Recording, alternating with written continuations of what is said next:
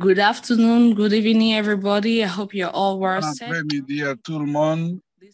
J'espère que vous allez bien. Bienvenue à cet atelier que nous avons. C'est notre cours en ligne. We are speaking. It's a pleasure.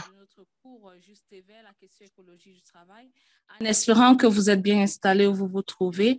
Comme vous le savez, cet échange de cet après-midi est un échange très enrichissant avec l'un de notre panéliste qui est personne d'autre que le grand professeur Patrick Bon, qui est un expert et également il est très ouvert à plusieurs questions concernant les syndicats et la question sur juste et vert écologique du travail. Il est professeur à l'Université de Johannesburg, de l'Université de Renown, travaillant en étroite collaboration avec des syndicats et d'autres militants et contribue au cours juste et vert. Cet après-midi, nous allons parler sur politique des transports publics du peuple, une proposition de la Fédération internationale des ouvriers du transport.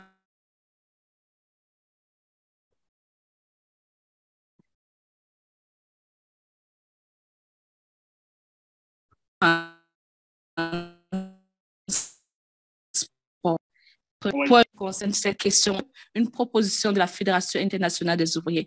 Nous vous appelons à vous présenter au niveau du chat box. Si vous ne prenez pas la parole, merci de fermer votre micro et juste vous dire que cette session est enregistrée. Donc, pour tous ceux qui trouvent inconvénience, merci de nous tenir informés. Professeur, vous êtes la bienvenue et vous avez la parole.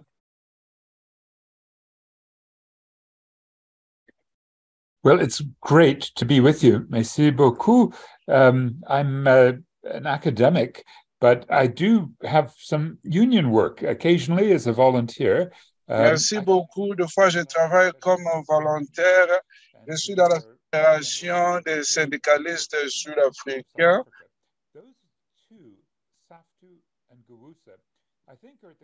Ces deux étapes, je crois qu'il y a un troisième, c'est une technologie de pointe. Nous aimerions bien travailler de notre très grand syndicat, celui des travailleurs dans le domaine de la métallurgie. Et il y a une question telle que ce qui se passe quand quelques militants ou encore sensibilité des militants, au lieu d'endosser l'éco-socialisme ou encore l'énergie renouvelable ou une approche de transport public, laissez-moi appeler cela un secteur de carbone ou disons des minerais industriels qui n'est pas seulement utilisé pour les véhicules. Je crois que ça sera très important pour nous de penser à l'idéologie des mouvements des syndicalistes ici en Afrique du Sud parce que je crois qu'il y a des problèmes que nous voyons quelque part dans le monde et quand nous voyons le COP27, il y a le cadre des Nations Unies sur la Convention de changement climatique. Nous avons vu cette conférence sur l'environnement au moins 26 fois, mais nous ne voyons pas des actions efficaces par rapport aux désastres climatiques. À Durban, en 2011, nous avions organisé aussi un événement. C'était une approche vraiment éco-socialiste, ce que nous aimerions faire. C'est là où nous sommes parce que encore l'Afrique du Sud est l'un des leaders dans le monde sur le financement des questions climatiques. Et c'est une grande affaire là où il y a 10 milliards de dollars pour décarboniser les centrales électriques de l'ESCOM. Il y a un débat sur ce qui a été fait et émulé par le pouvoir impérialiste. Nous voyons Londres, Berlin. Ce sont là les capitaux des leaders qui sont sérieux sur la décarbonisation. Nous n'étions pas sûrs s'ils ont eu besoin de just transition. Alors, il y a des groupes des environnementalistes et des jeunes qui font la promotion de la justice climatique en Afrique du Sud. Nous avions voulu voir là où nous sommes et penser sur nos stratégies et les alliances pour évoluer. Alors, nous avons voulu d'abord commencer avec des questions. Je n'ai aucune idée sur ce qu'on peut faire en ce moment. Y a-t-il des questions? Donc, merci beaucoup, Patrick, pour cette allocution d'ouverture. Nous sommes dans cette bonne conversation. Je crois que peut-être on peut donner la parole à nos participants qui sont connectés ici, qui ont des questions. On va donner la parole à nos participants connectés qui peuvent poser les questions concernant la thématique ou alors ce que Patrick vient de partager avec nous sur les politiques de transport public du peuple, une proposition de la Fédération internationale des ouvriers du transport. On ouvre la parole pour nos participants. Est-ce que vous avez des questions à ce point? Si vous avez des questions, Patrick est disposé à nous répondre par rapport à cela. Est-ce que nos participants ont des questions? Je vois une personne dans le chat. Est-ce que, chers participants, sentez-vous libre de poser des questions? Je vois là Raymond, je vois Sianga, Samiwe, je vois Hassib, je vois Jokonia, je vois Céline. Est-ce que vous avez des questions, Abdoul? Sentez-vous libre de poser des questions?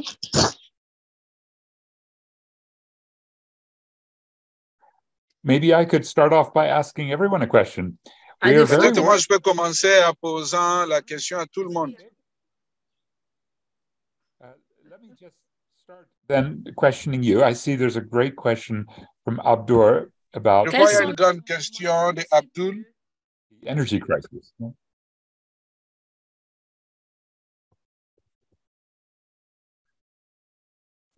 Well, Nucha is sometimes frozen on my side.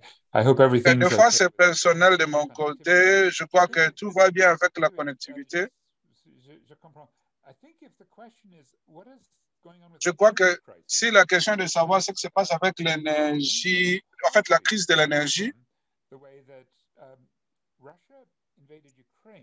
cela provient de la manière dont la Russie est entrée en Ukraine et ce qui est inclus a été conçu par les pouvoirs européens. Alors, il y a eu maintenant un besoin non contrôlé du gaz, mais cela a été hors ligne au mois de septembre et l'invasion a commencé. Et ça a affecté pas seulement le gaz et les carburants, bien sûr, le pétrole. Et le charbon n'est pas vraiment affecté à grande échelle, mais le prix du charbon quand même a from what it was back in 2020 at the point there was a COVID lockdown crisis and all of industry, all of the energy sector. Il y avait une crise de la COVID, donc il y avait des confinements et l'énergie, disons, le secteur de l'énergie était remis en question. Alors, comment résolvons-nous le problème de ces petites augmentations de prix? Alors, sommes-nous en train de penser à la rationalisation de l'énergie? Il y a eu 2 mois passés, pendant une conférence, je pouvais voir que toute une ville était dans le noir. Il n'y avait pas d'électricité. Especially in Europe, can get through this winter without freezing. Je m'excuse, la qualité de la connectivité n'est pas bonne. Et nous commençons à voir des signes que l'énergie, la situation de l'énergie peut s'améliorer par rapport aux plans qui sont déjà en train de se faire élaborer. Alors, il y a le bloc de la classe des travailleurs et avec le rapport de force des syndicalistes, vous pouvez profiter de la crise énergétique. Et ce que vous pouvez faire, donc pour moi, c'est au moins 3 choses. L'une, c'est l'approvisionnement et transformer rapidement les fossiles combustibles, bien que ça peut devenir cher. C'est actuellement rationnel d'aller vers l'énergie renouvelable. Donc, vous avez besoin de stockage parce qu'il y aura des jours qui seront orageux, par exemple. Donc, il faut créer un stockage non évasif, et nous aimerions voir des choses telles What is your supply and how do les we pompes de stockage. Alors, comment nous allons nous rassurer qu'on a assez de stockage d'énergie de stockage? Alors, si nous avons les taxes de carbone qui augmentent pour les pays tels que celui-ci, il y a un mécanisme d'ajustage qui est techniquement la manière dont l'Europe établit des taxes ou encore exporter des marchandises en Europe qui ont des contenus élevés de la carbone. Alors, la deuxième chose que nous devons nous rassurer d'avoir, c'est l'extraction de l'énergie. Et bien sûr, c'est une grande industrie. Je suis en Afrique du Sud. Il y a 25 sociétés qui consomment une bonne quantité de l'électricité du pays. Il y a une société qui essaie de travailler avec le charbon pour obtenir un tout petit peu de l'électricité. Mais la troisième chose, ça peut être le fait que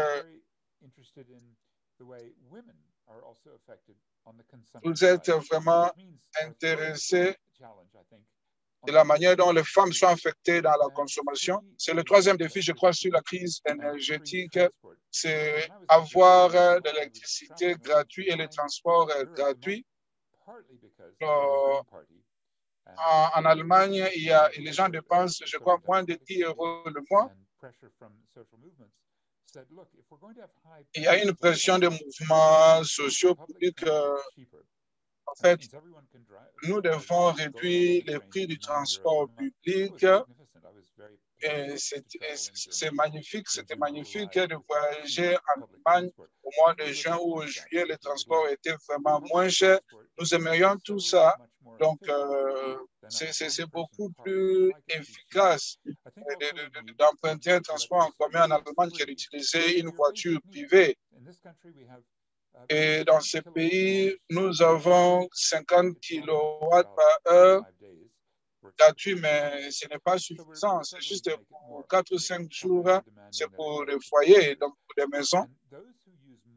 Et ceux qui utilisent beaucoup d'électricité doivent payer plus.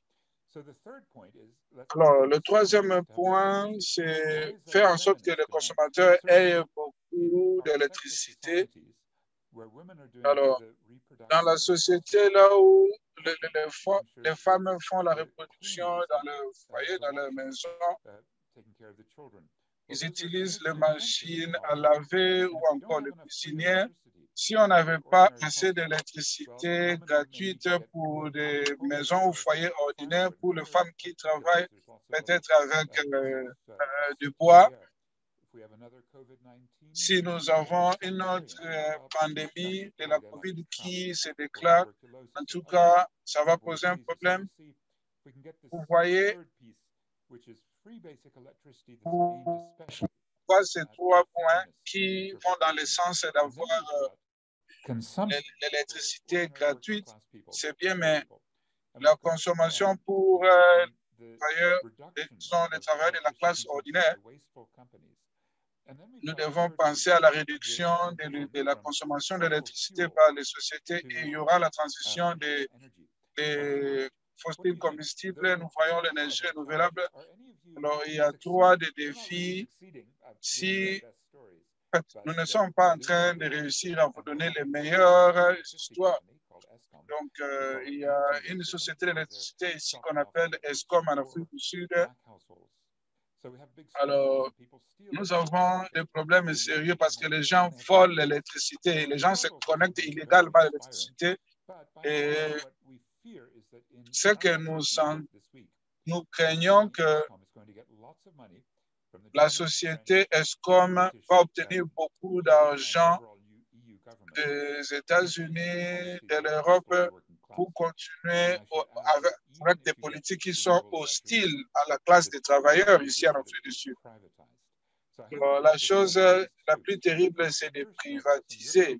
Alors, dans vos pays, dans vos batailles là-bas, est-ce que le fossile est renouvelable? Donc, deuxièmement, nous voulons nous rassurer que les sociétés qui abusent de l'électricité, alors, par exemple, utiliser de l'eau, il doit y avoir une réglementation. Nous devons planifier le contrôle et pour la classe des travailleurs ordinaires, il doit y avoir un droit, mais il y a une taxe sur le carbone. Alors, nous voulons que le système d'électricité, les transports et tout ce que nous faisons, qu'il y ait juste transition pour le secteur des combustibles fossiles. Ils doivent sentir aussi qu'ils ne sont pas abusés ou exploités par les sociétés. Et troisièmement, ils doivent avoir l'électricité gratuite. Alors, pensez à ces trois projets. L'énergie renouvelable, il y a juste transition, la planification de l'électricité pour que cela soit distribué aux sociétés ou aux personnes qui en ont besoin et s'assurer que toutes les maisons ne sont pas désavantagées par l'électricité gratuite. C'est ce que j'ai dit. Est-ce que ça a un sens?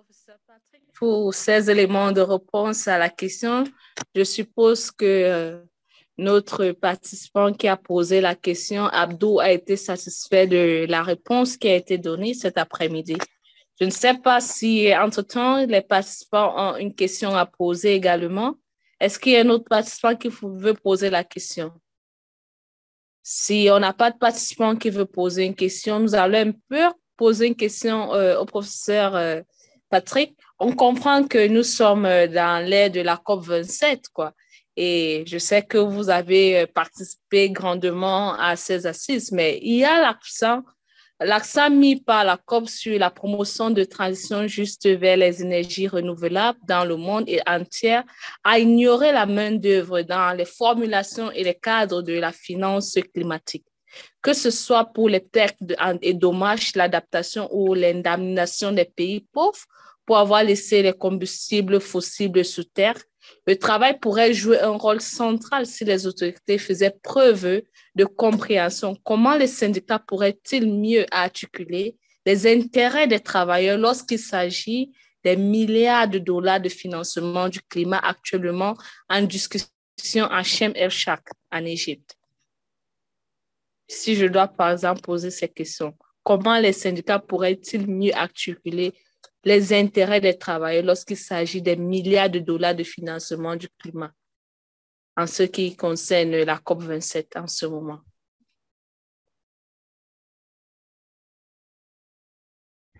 Great question. The most important is to Une avoid. bonne question. La chose la plus importante, c'est d'éviter le processus de privatisation. Ça veut dire que les sociétés du secteur privé peuvent essayer de spéculer ou encore limiter la fourniture, encore arrêter la fourniture d'électricité. Mais il y a plusieurs autres endroits là où les syndicalistes ne sont pas aussi forts. Il y a une génération de l'énergie renouvelable qui peut être financée par des sociétés privées. Et cela attire l'intérêt privé en faisant beaucoup de profits. La chose critique ici, c'est l'unité. Alors, nous avons quelques syndicalistes qui sont organisés. Il y a des syndicats qui militent pour la démocratie. Par exemple, celui de Nairobi vers le sud. Alors, il y a beaucoup de fois y mettre. Donc, quand nous avons main-d'œuvre et aussi la main-d'œuvre qui doit s'unir avec les communautés, avec les féministes, parties prenantes, les acteurs. On a déjà dit que nous sommes affectés par les catastrophes, disons les désastres climatiques, et nous devons tous être impliqués et impliquer toutes les parties prenantes. Laissez-moi penser à ces deux directions. En tant sur l'environnementalisme. Quand nous faisons le marché de la technologie, il y a l'action climatique ou encore la modernisation écologique. Cela n'a rien à voir avec la justice climatique ou justice environnementale. Je crois que nous devons voir ce genre d'environnementalisme. Ce genre d'environnementalisme que nous voyons, c'est la conservation qui efface un peu la manière dont, qui efface la réserve de la nature. Et il y a quelques groupes qui doivent maintenir l'intégrité ou la conservation. Et dans cette partie du monde, et aussi dans les communautés des Noirs, et nous avons la stratégie de l'action communautaire. Il y a des marchés particulièrement. Vous avez entendu parler de l'émission ou des marchés de carbone. Cela veut dire nous privatisons l'air. Donc, c'est le droit de polluer en quelque sorte. Alors, peut canaliser un peu d'argent pour les projets, pour quelques projets, mais dans la plupart des cas, ceci est un système particulièrement dans l'Union européenne, dans les villes au nord des États-Unis, le Canada qui est beaucoup plus avancé. Et nous voyons un nombre réduit en Afrique du Sud. Mais ce que je pense, c'est que c'est une manière efficace à utiliser pour résoudre la crise climatique. Et les syndicalistes doivent être impliqués parce que plus d'un secteur, vous savez que le marché peut être efficace dans quelque manière. Alors, les crises capitalistes peuvent provenir des marchés financiers. Les banquiers sont très actifs.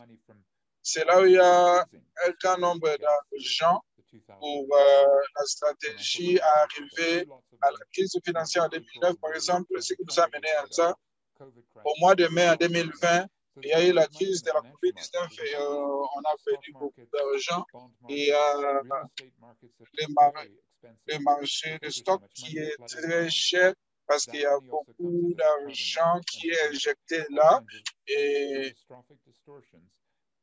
il y a ces problèmes catastrophiques et une volatilité. Je crois que si vous êtes en train de visualiser l'action climatique, si nous parlons de gens comme Bill Gates, qui a financé les Microsoft, qui a fondé Microsoft, nous voyons par exemple Elon Musk.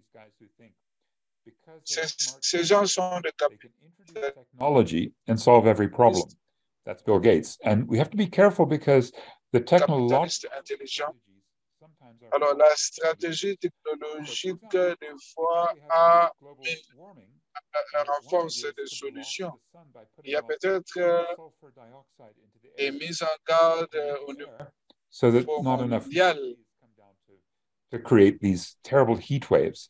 Another strategy like this is to put iron filings. Nous ne voulons pas ici polluer l'air. Et une autre stratégie, c'est de créer un peu les ballons d'énergie. Alors, nous devons avoir You've all been in a forest. It's beautiful. There's lots of wildlife and there's lots of diversity, biodiversity. But here we're talking not forest. Si nous ne parlons pas d'abord de la plantation des arbres timber, l'idée, c'est de prendre le carbone et amplifier la modification génétique. Il y a une autre appelée stockage de carbone, donc c'est de prendre le carbone à partir des plantes. Alors, c'est une idée merveilleuse. L'attente que ces problèmes techniques peut amener des réponses technologiques.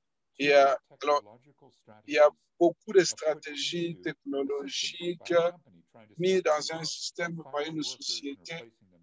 Par exemple, en licenciant les travailleurs et en les remplaçant avec des machines. Cela veut dire qu'il y a la crise de la surproduction ou encore la suraccumulation. Il y a C'est pourquoi, en tant que des syndicalistes, nous sommes conscients des questions environnementales. Alors, faites vos alliances avec la justice climatique. Cela veut dire que les environnementalistes sont vraiment critiques sur les stratégies. Alors, les mouvements communautaires et ces activistes des questions climatiques se battent premièrement pour la justice. Par exemple, les LGBTQI, ils connaissent un peu sur leurs droits. Alors, nous avons une harmonie à long terme avec l'environnement. Vulnerable environments. And you see, if we can bring an alliance of labor with indigenous people, feminists, LGBTQI communities, nous avons le LGBT, la communauté des LGBT, ou encore les féministes, ou bien quelques mouvements des jeunes ou des vieux. Ce sont là des stratégies en fait, les stratégies à mélanger et nous appelons ça justice climatique. Nous avons juste transition encore le transport de l'énergie dans la culture, dans la construction. Et nous voyons le financement de toutes ces choses pour lesquelles nous sommes inquiétés. Il y a l'intérêt, en fait, c'est cela l'intérêt des travailleurs. Et nous essayons de mettre ça ensemble. Donc, à cause d'une coalition de la justice climatique, alors notre grand union, notre grand syndicat fait le travail. Et ici, on a fait un bon travail. On n'a pas encore fait un bon travail. Alors, de votre côté, est-ce que vous avez fait un bon travail par rapport au travail des syndicalistes? Hello. Merci pour ça. OK, Abdou. Abdul, yeah. Oui, Abdou, tu as la parole. I must mention about you mentioned nicely all over things, the stock market, technological strategy. J'ai aimé tout ce que vous avez mentionné. Alors, ma préoccupation en tant que travailleur, c'est que j'ai remarqué que nos gouvernements se focalisent que sur l'argent. Ils ne sont pas inquiétés de nos sociétés, de nos communautés. Alors, ma question est de savoir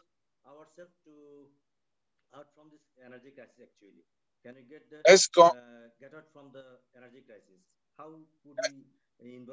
alors, en quittant la crise énergétique, comment est-ce qu'on peut évoluer dans ce sens? Comment est-ce qu'on peut influencer nos leaders politiques? Vous êtes d'où? Où êtes-vous basé? Je suis à Bangladesh. Êtes-vous dans un syndicat, dans un institut? Que faites-vous? Je suis dans l'hôtellerie, dans le tourisme. C'est un domaine, un secteur le plus difficile. Alors, est-ce qu'on peut aussi demander, comment savez-vous? Il y a une question fantastique. Je dois peut-être jouer une vidéo. Est-ce que c'est facile pour vous d'être capable de parler et de nous parler dans une minute? Peut-être je peux venir avec une question. Patrick, le professeur dit, tous ceux qui consomment beaucoup d'énergie doivent payer plus. Maintenant, il dit que ceux qui achètent, mais selon mon expérience en Inde, ces pollueurs, donc, sont en train de prouver qu'ils ne sont pas efficients dans tous les secteurs. Donc, s'il vous plaît, comment est-ce qu'on peut parler, par exemple, de la consommation dans cette stratégie? Ça m'aide aussi à voir la question d'Abdul. Je vois, nous avons une troisième question. Est-ce que c'est Shane? Shane, est-ce que tu peux, j'aimerais aussi voir ton visage. Est-ce que vous pouvez nous dire sur vidéo votre question? Bon après-midi. Malheureusement, ma vidéo, donc je ne sais pas, ça ne passe pas. mais j'aimerais juste que vous puissiez parler sur la crise en Europe, étant donné que nous dépendons de l'énergie en Europe, particulièrement dans l'hémisphère sud. Donc, beaucoup de gens sont utilisés dans les turbines, et tout ce qui vient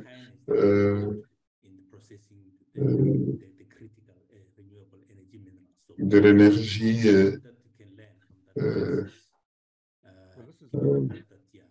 Qu'est-ce qu'on peut apprendre? Qu'est-ce que l'histoire peut se répéter? Vous êtes où? Vous êtes en Afrique du Sud. Ce que nous avons appris, donc de l'accroissement du prix, par exemple, les coûts causés par Covid qui continuent. Ils ont même les grandes villes chaînes, vous avez vu que la plupart des projets qui devaient avoir les solaires ont été bloqués à cause de rupture de stock. Même les producteurs indépendants ne pouvaient pas avoir les équipements. Vous avez raison de considérer aussi le minerai. Cela me ramène même à la question d'Abdoul, car toutes ces questions sont si on avait, par exemple, des mouvements syndicalistes libres, peut-être on pouvait penser que les minéraux sont extraits, particulièrement les cobalt, les lithium, dont nous avons besoin pour faire que cette transition puisse être efficace. Si on n'avait pas un gouvernement qui est contre le mouvement syndicaliste, je peux dire la même chose. En RDC, par exemple, et même jusque l'année passée, c'était des gouvernements, l'Argentine, l'Équateur et en Pérou aussi. Abdoul a raison de poser cette question. Si les gouvernements ne sont pas en train de faire ce que nous devons faire pour faire que nous avons une transition juste, pas seulement une transition qui est extractive. C'est l'un des points, pas seulement Abdoul, pour vous penser de la Bangladesh, qui n'est pas démocratique, c'est dans tous nos pays. Mais il y a aussi une grande question où le financement vient du gouvernement. Une des réponses vient des activistes dans les domaines qui ont été affectés beaucoup plus par la crise climatique. Par exemple, les cyclones au Zimbabwe, certains de nos alliés. Donc, on dit pourquoi donner l'argent au gouvernement, sachant qu'ils vont voler. Que faisons-nous pour avoir nos systèmes d'aide, d'urgence, travailler avec les coopératives et des stratégies de réponse où nous pouvons apporter de l'aide. Vous, les pays riches, vous avez l'intérêt de vous rassurer que l'argent arrive aux populations dans le cyclone Idai. 400 personnes qui ont été tuées. Ne donnez pas cet argent au gouvernement, donnez ça aux organisations de la société civile. La même question a émergé cette année à Durban. Donc, il y avait la première aide, par exemple, un tanker de l'eau est allé, au gouverneur, c'était devenu un scandale. Ce sont des choses qui font que nous puissions explorer urgemment si les États sont hostiles. Avons-nous des contrôles des communautés ou des conduites ou des véhicules de contrôle? Et l'un d'eux, ça va être, par exemple, Chêne et d'autres Sud-Africains savent la subvention de revenus, comment transiter pour faire que tout le monde puisse avoir un revenu, étant donné que notre taux de chômage est à 47%. Trouver un véhicule ne pas dépendre seulement du gouvernement, ça doit être distribué, mais il y a des marges de correction. Ce sont des questions stratégiques que nous avons tous. Et je pense que l'État est hostile, et comme Abdullah dit, et nous devons développer nos propres moyens pour que le syndicat puisse avoir des agences d'aide. Et je pense que cela revient à ce que Chen disait quand il décrivait certains des problèmes dans ses notes à propos de la Chine. Ce que nous trouvons malheureusement, au lieu que la Chine puisse opérer comme une force alternative dans le monde, comme la Chine veut le faire voir, la Chine est en train de jouer le rôle de l'intermédiaire, par exemple, dans l'extraction de minerais, vous le savez, de l'expérience des minerais, et le mine africaine, par exemple, le mine de diamants, ce sont des exploitations les plus extractives. Alors, nous devons trouver des voies et moyens. Ce que nous voyons maintenant, donc la conception, y compris donc, la chaîne de valeur, où, donc, comme donc, le minerai asiatique, comment nous rassurer pour qu'il y ait des alliances, pour nous rassurer qu'il n'y ait pas le travail des enfants, l'exploitation. Ce que nous avons, donc, le vol parce que nous avons eu, donc, on avait Shanghai en 2000, en visitant l'Afrique, par exemple, en Tanzanie, Zambie, évoquant la solidarité sociale. Et Jinping et Xi Jinping avec des capitales exploitants. Aujourd'hui, c'est intéressant. J'ai vu aujourd'hui, ils sont en train de débattre si la Chine, c'est un grand émetteur, donc les États-Unis. Mais il est important de poser la Chine, les BRICS. Vous aussi, vous avez la dette, pas seulement l'Australie et les autres pays qui utilisent le fossile, et ces pays chaînent.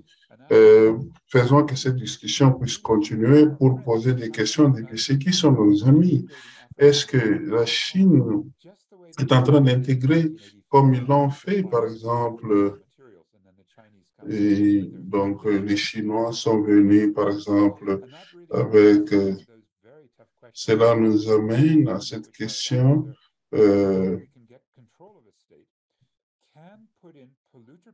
peut-être donnée donc, la page pour nous assurer que personne, la façon dont Hollande et Sarkozy l'ont fait en France, la façon dont Lionel Marine l'a fait en Équateur, ils ont mis des taxes carbone, par exemple. Je pense que si vous avez parlé des gilets jaunes, comment ils ont bloqué donc, le sud de la France à cause en Équateur. Donc, ils ont presque renversé le gouvernement de Mourinho. Peut-être en Inde, vous avez Abdul, vous pouvez trouver une si vous pouvez contrôler le gouvernement.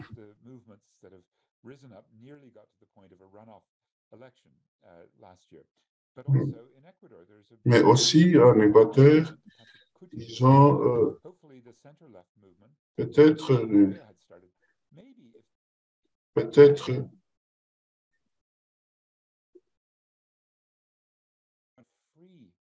on peut avoir l'électricité et les transports. Donc, si vous consommez plus que ça, vous payez une pénalité, mais vous payez une pénalité et de cette façon, vous êtes en train de faire de subsidier d'autres. Alors, peut-être si j'ai pollué, je dois payer la taxe carbone. Si on doit le faire, ça doit être donc 3 000 par tonne. donc $3 000 par la tonne. Pour donner une illustration, quand j'ai voyagé en Italie, j'ai utilisé 12 tonnes. Mon ticket devait avoir 36 000 dollars américains. Et cela n'était pas cas. C'était à peu près 600 dollars. Et ce que je dis, donc, nous sommes en train de donner un sous-prix. Donc, je pense que j'aime beaucoup votre question parce que c'est un dilemme important. Comment arriver à avoir la justice? Si on avait le socialisme et l'éco-socialisme, donc on peut peut-être ce sol, on pouvait donc défendre donc le carbone anthroporique. Donc, ce n'est plus besoin. Et cela me dit que c'est les débats que le syndicat doit être impliqué et le système des prix ne marche pas. Et ma question, est-ce que vous contrôlez le système des prix? Si vous pouvez contrôler, donc, on peut donc voir Vedante. Donc, vous pouvez, par exemple, vous pouvez les frapper. On peut avoir des taxes parce que quand ils exploitent l'environnement, nous ne sommes pas en train de les charger et ça, c'est la tâche, donc la classe travailliste, par exemple, travailleuse. Est-ce que ça a un sens, ce que je viens de dire? Y a-t-il des questions? Je sais que c'est très stimulant.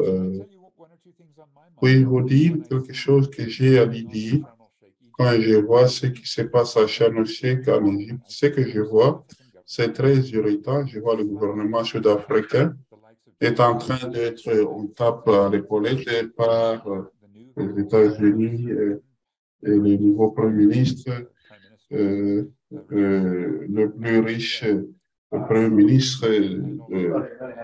Et je vois aussi Emmanuel Macron de France et aussi le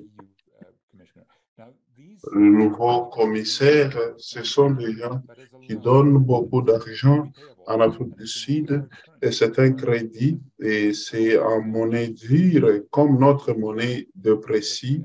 Alors, nous devons, les taux d'intérêt augmentent. Cela mérite car beaucoup de crédits que notre compagnie d'électricité était bien sûr corrompue par la Banque mondiale. Par exemple, la centrale électrique de Medupi, ils cherchent à réduire les coûts. Par exemple, nous avons eu 7% d'accroissement. Donc, qui se sont bien comportés, quelles que soient les difficultés. Ce que j'ai aujourd'hui, ceux qui gèrent les SCOM, et je l'ai dit sans peur, bien sûr, ce sont des racistes. Il a beaucoup d'argent. André Deroute, c'est un Afrikaner. Il veut mettre donc la gaz et méthane. Alors, je me dis, donc, un problème donc, de relations publiques pour les activistes.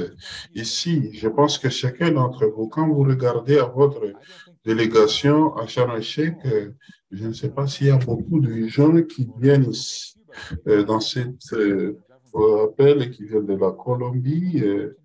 Mais ce que j'aimerais savoir, qu'est-ce que nous devons faire? Donc, l'année passée, ce qu'il a dit à Copenhague, comment est-ce qu'il a résumé, je m'excuse, c'était à Glasgow, il a résumé ça en 3 mots, blablabla. Bla, bla. Et en 2015, à Paris, donc, Kim Sensen a résumé ça. Ça, c'est vraiment merde. Alors, qu'est-ce que nous allons faire avec Sharm el-Sheikh? Donc, est-ce que vous, les syndicats, les être impliqués, donc le mouvement des jeunes, quand ils disent, ça c'est, nous avons besoin, les employants de la Banque mondiale Certains d'entre vous, vous allez regarder la Coupe du Monde. Nous avons organisé ça. C'est terrible pour non seulement et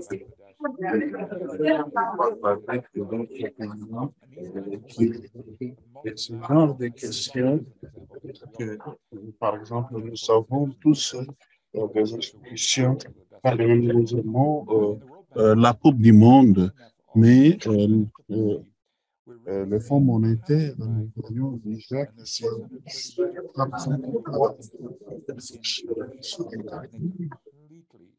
le monde est très et qui s'y va des activistes.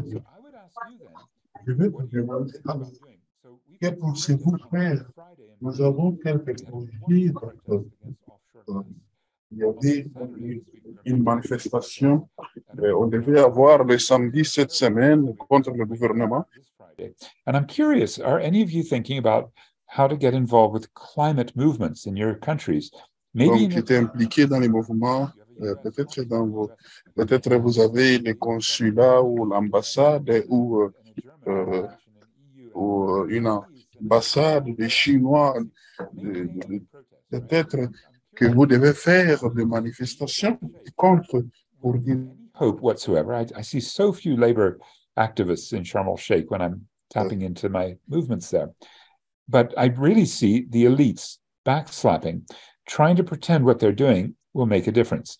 And mais je vois que ce qui doit poser la différence, particulièrement l'Afrique du Sud, que pensez-vous?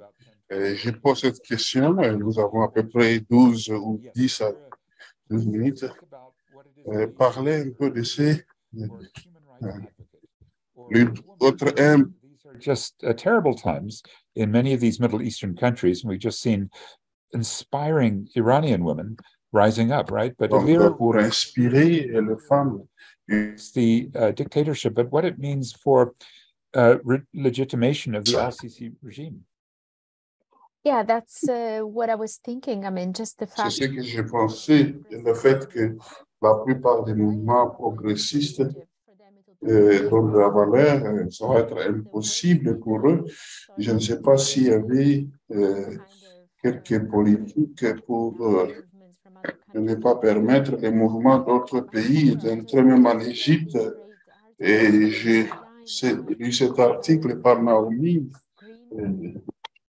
Police or something like that, police state or something like that, and just greenwashing, the climate debate, but also a police state and giving legitimacy.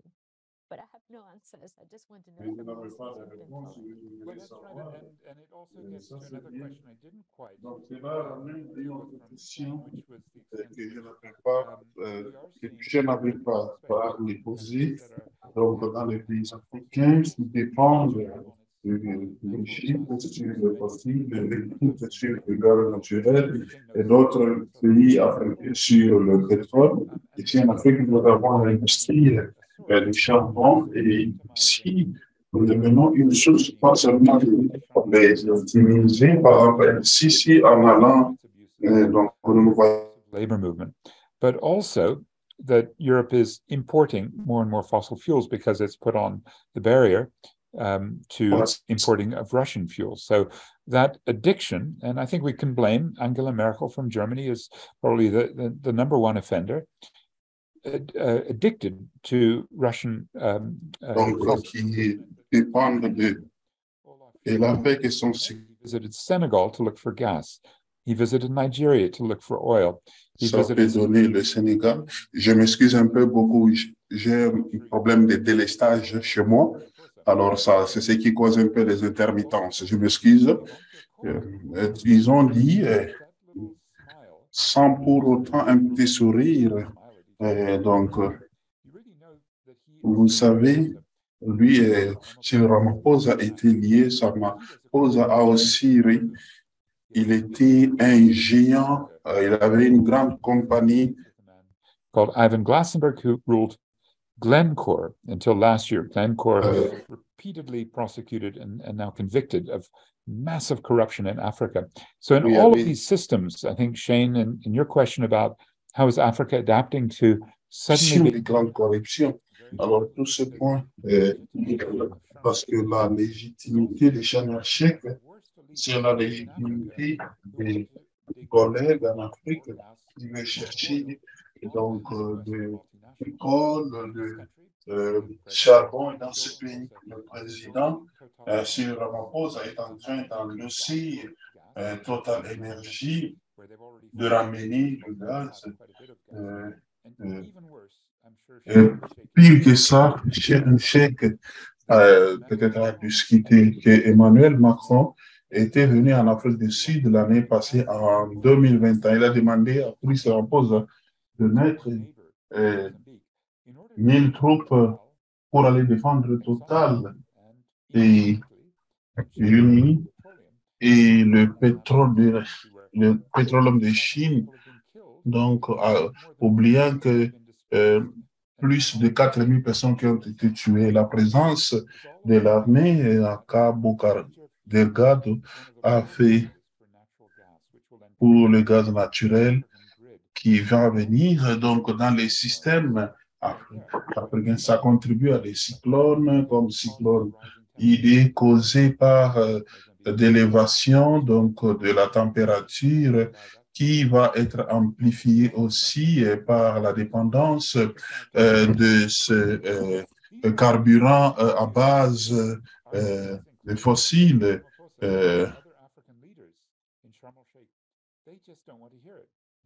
Ils ne veulent pas écouter ça.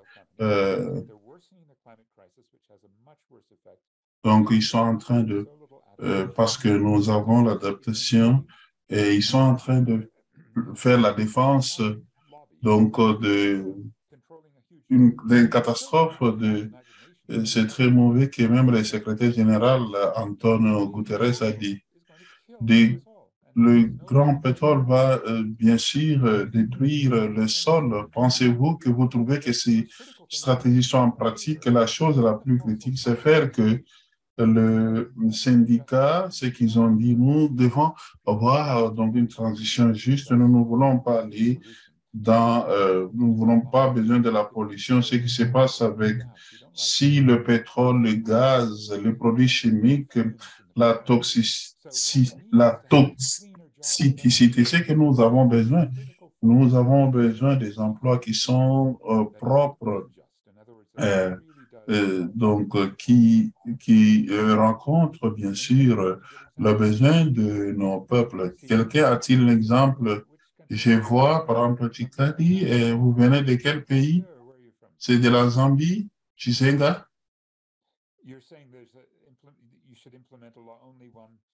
Vous devez juste un bon point.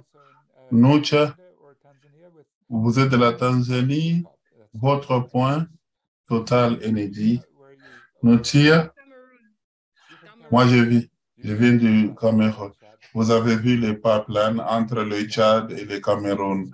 Quel désastre, particulièrement parce qu'ils ont promis la Banque mondiale, c'est la Banque mondiale qui finance, ils ont promis que le gouvernement tchadien devait se rassurer qu'il y ait développement. Si dans votre pays, Paul Biya, donc il est le président qui a été là, ça fait plus de 40 ans, vous n'avez aucune chance d'avoir la justice, la justice. C'est vrai, ce sont de grandes luttes de notre temps et certains d'entre vous, si vous êtes dans le pays où vous avez, par exemple, le bureau Total, vous savez qu'il y a les boycotts, par exemple, contre Total, aussi à cause des gaz,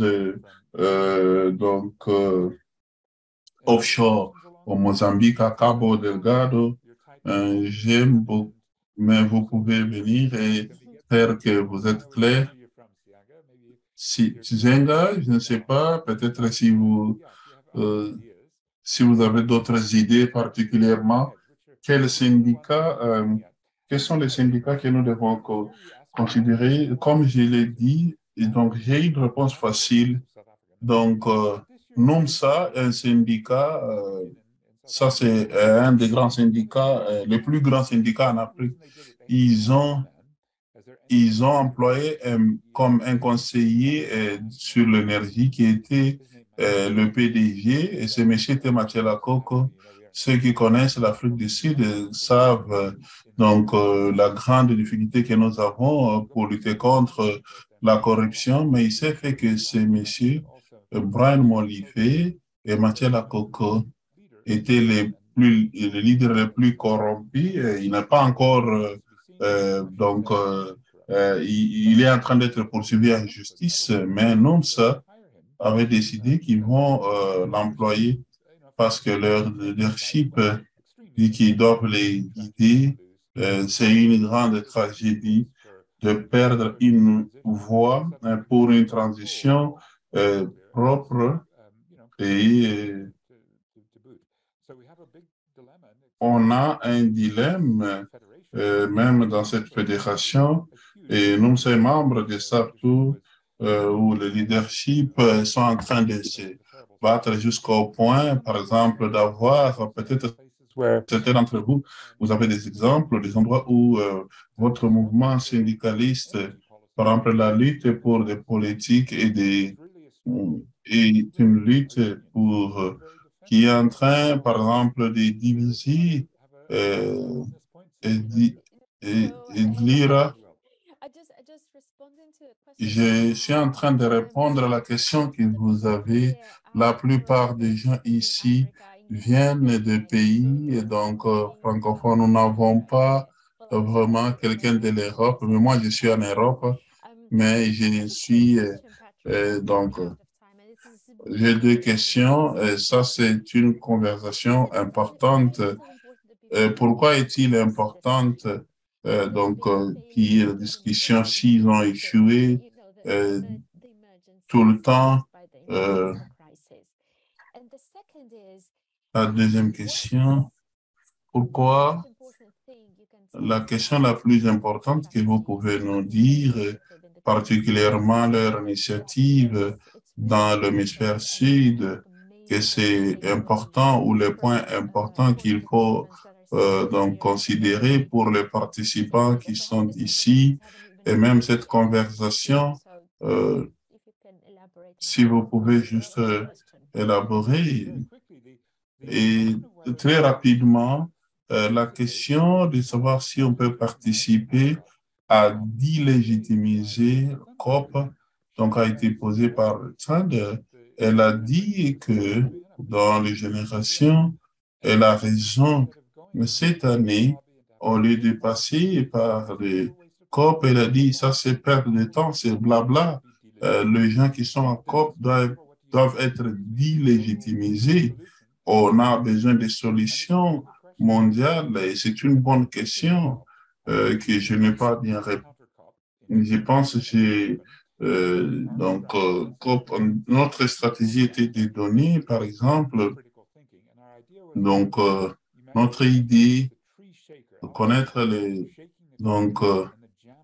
secouer l'arbre et de voir les fruits et prendre les fruits et faire un bon par exemple, confiture. Donc, celui qui est en train de secouer l'arbre doit savoir comment, et celui qui fait la confiture doit savoir respecter les bons fruits, par exemple, et technocrates qui parlent. Nous avons un dilemme de division du travail. Le système est catastrophique, mais en tant que personne de l'extérieur, nous n'avons pas de stratégie pour prendre la Chili, Colombie et donc quelques gouvernements et faire qu'ils deviennent des forces mondiales. Peut-être on peut le faire dans 3 ans. L'une des places non durables. Peut-être, Edlira, on peut faire que cette question puisse continuer. Je ne sais pas. Souvent, moi, la pression du bas est de celui qui est en bas, plus ils seront à propos de votre deuxième question, rappelez-moi rapidement.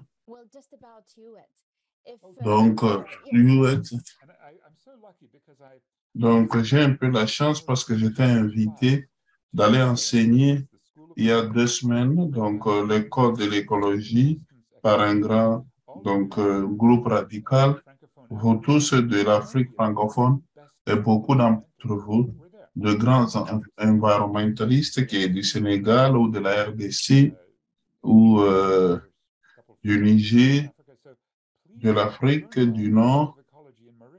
Donc, chercher l'école d'écologie au Maurice, c'est là que j'ai passé une semaine. Donc, si j'ai une idée, Adlera, que je dois prendre, rassurez-vous que vous parlez tous pour le contrôle du public secteur. Ne permettez pas à votre politique du climat soit privatisée. Il ne faut pas inclure les grandes entreprises françaises pour dire que nous allons faire les solaires pour vous. Vous devez vous rassurer que cela est intégré. En Afrique, nous avons une compagnie qui est en faillite, c'est presque financière.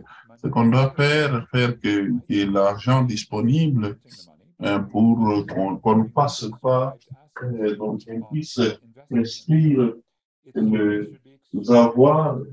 Donc, ça va être le contrôle de garder l'argent dans le pays. Peut-être on doit nationaliser d'autres sources de richesse, par exemple le minerai. C'est par là que beaucoup d'argent du gouvernement est volé. Et le Zimbabwe mais nous devons nous rassurer que l'argent va dans quelque chose qui va produire l'énergie. Avec l'énergie, vous aurez les avantages bénéfiques et vous aurez une assiette fiscale. C'est bien de faire un argument. D'abord, nous ne contrôlons pas le gouvernement en Afrique, mais nous avons des signes dans le parti du monde. Il peut se faire que le Cuba fait la décarbonisation et peut-être qu'ils l'ont fait le premier. Peut-être qu'on a quelques exemples avec des mouvements très inspirants. En Afrique francophone, si vous avez un grand syndicat comme vous avez déjà un réseau en Afrique, dans les différents pays en Afrique, je pense comme Adlira, à ramener ça dans vos discussions parce que les talents sont vraiment élargis. J'ai appris des solutions du secteur public. Vous pouvez aller dans leur site internet, mais vous pouvez les trouver. Le Trade Union for Energy Democracy. Ça nous inspire tous. Nous regardons le Nord comme une lutte après une autre, l'Afrique du Nord, par exemple, le soulèvement. Nous regardons beaucoup d'endroits où les grands mouvements, où citoyens qui ont travaillé peuvent faire causer des grands changements. Merci beaucoup de m'avoir invité. Merci. Pour vraiment cette merveilleuse manière de conclure cette session cet après-midi sur crise de l'énergie. Quel est le rôle des syndicats des pays du Sud? C'était un honneur pour nous de t'avoir avec nous. Nous savons que vous avez un agenda très chargé, mais cette discussion était très enrichissante et je pense que nous avons beaucoup tous appris de vos différentes analyses faites ici aujourd'hui. Nous vous disons merci. Nous remercions tous les participants qui nous ont rejoints cet après-midi pour cet échange. Nous vous disons une fois plus merci beaucoup d'avoir été parmi nous. En espérant que vous allez pouvoir nous joindre demain pour une autre session, cette fois-ci avec professeur Dimitri Stefis sur crise énergétique, questions clés pour le Nord global. On espère que vous avez pu vous inscrire. Donc, ne perdez pas le temps, vous pouvez vous inscrire pour cet autre échange très enrichissant demain dans l'après-midi. Nous vous disons merci une fois de plus d'avoir honoré notre invitation. Et ceux qui ne sont pas encore en train de suivre le cours, veuillez vous inscrire au cours juste vers la question écologique du travail. Nous sommes toujours connectés, donc vous pouvez continuer à suivre le cours en ligne. C'était un plaisir et ayez une belle semaine. Merci. Merci Yannick, merci Clément. Perfect. C'était merveilleux. Okay, and very, very big thanks also to... Merci beaucoup à notre modératrice. Nous avons aussi Laetitia. C'était une bonne chose d'être ici et je pense que si vous êtes à Johannesburg, s'il vous plaît, Nucha, je vais dire au revoir. 2 mots, nous disons dans les syndicats sud-africains, nous disons Amandla, Highway to pouvoir au peuple.